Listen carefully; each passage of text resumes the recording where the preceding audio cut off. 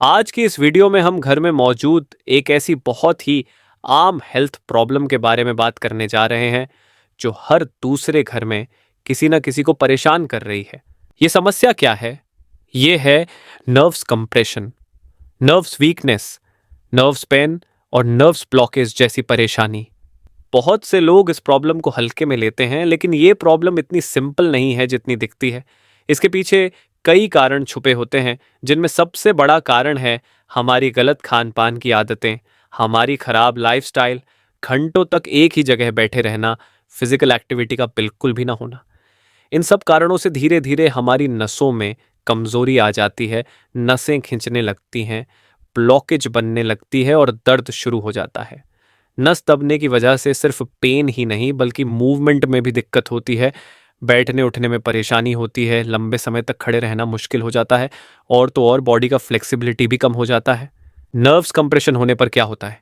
जब कोई नस दब जाती है तो उस पर अतिरिक्त प्रेशर पड़ता है, जिससे वह नस सिकुड़ने लगती है, ब्लड फ्लो भी धीमा हो जाता है और अगर समय रहते इस पर ध्यान न दिया जाए तो वह नस धीरे धीरे डैमेज होने लगती है।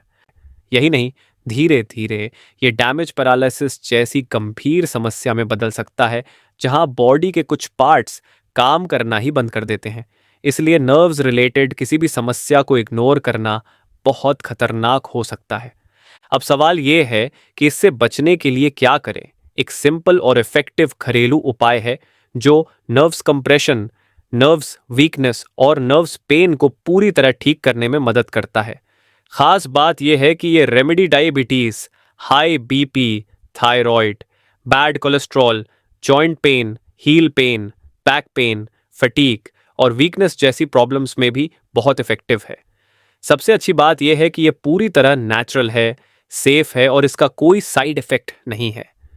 अब जानते हैं इस घरेलू उपाय को कैसे तैयार करना है। सबसे पहले लीजिए मेथी दाना यानी फेन्यूग्रीक सीड्स। मेथी दाना के फायदे तो अनगिनत हैं। ये सिर्फ डाइजेशन ही नहीं बल्कि नर्व्स ब्लॉकेज को खोलने में भी बहुत मदद करता है।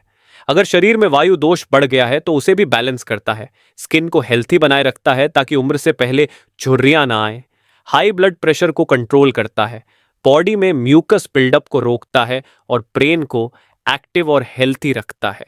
जिन लोगों को बोन्स या नर्व्स से जुड़ी कोई भी प्रॉब्लम है उनके लिए ये एक वरदान है।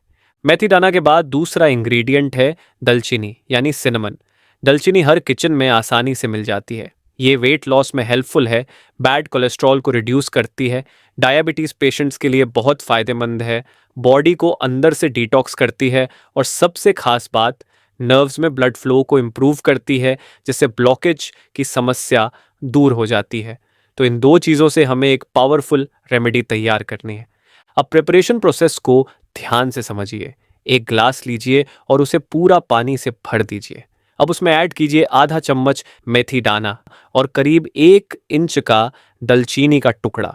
इस ग्लास को ओवरनाइट यानी पूरी रात के लिए ऐसे ही छोड़ देना है ताकि ये दोनों इंग्रेडिएंट्स अच्छे से सोख हो जाएं। सुबह उठते ही सबसे पहले इस पानी को छान लीजिए यानी फिल्टर कर लीजिए और बिना कुछ खाए पिए खाली पेट बासी मुंह इस पानी को पी जाइए।